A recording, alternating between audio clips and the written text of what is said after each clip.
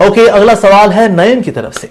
मैं जिस भी लड़की को देखता हूं मुझे उससे गलत करने की इच्छा होती है।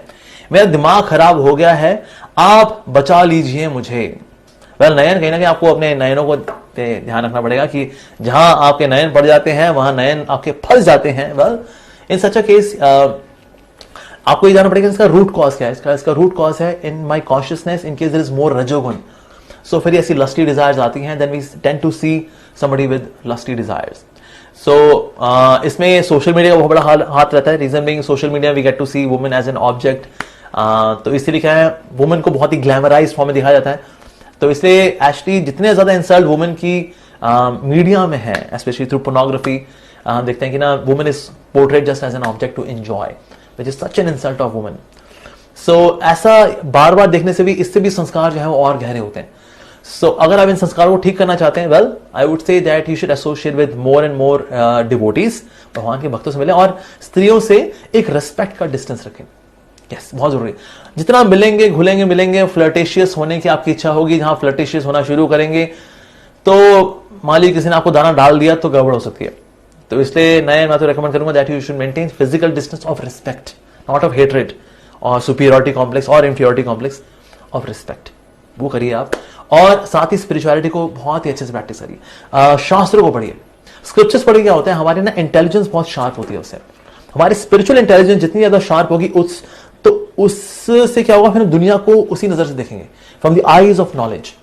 And then I would not see a woman as an object of enjoyment, then I would see woman as an entity who belongs to God.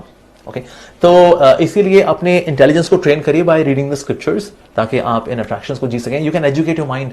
अभी तो माइंड को एजुकेट ही नहीं कर पाते, because there is no knowledge, there is no data to be taught to the mind. तो क्या करें फिर? तो माइंड फिर की जैसी प्रोवोकेशंस होती हैं, जैसी टेम्पटेशंस होती हैं, फिर हम उसमें आगे बढ़ जाते हैं, and then we do something wrong, right. तो इसीलिए अगर आपके मन में गलत ख्याल आ भी जाते हैं लेडीज को लेकर के, सबसे पहले तो मैं तारीफ करना चाहूंगा that you have diagnose this and you are expressing this. कई लोग इस चीज को डायग्नोज नहीं कर पाते, they just see that's the way life is man, it's normal, you know, it's not normal really. किसी को इस तरह से लस्टफुली देखना it's not good, but yes, लेकिन आपने इसको डायग्नोज किया and you are expressing this as a problem. Hats off to you नैन, मैं आपकी बहुत प्रशंसा करता हूं कि आपने इस चीज पे काम करने का कहीं ना कहीं मन बनाया। That's very good, that means you know that it is a problem.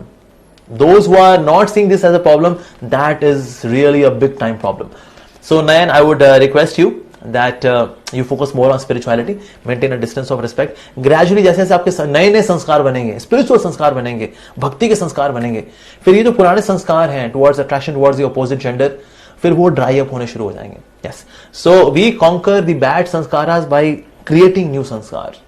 इसमें टाइम लगता है, पर धैर्य रखिए। This battle is worth fighting. So all the very best, Nayan, in your endeavors to conquer these lusty desires, and may you be very respectful towards all the ladies, all the women in this world.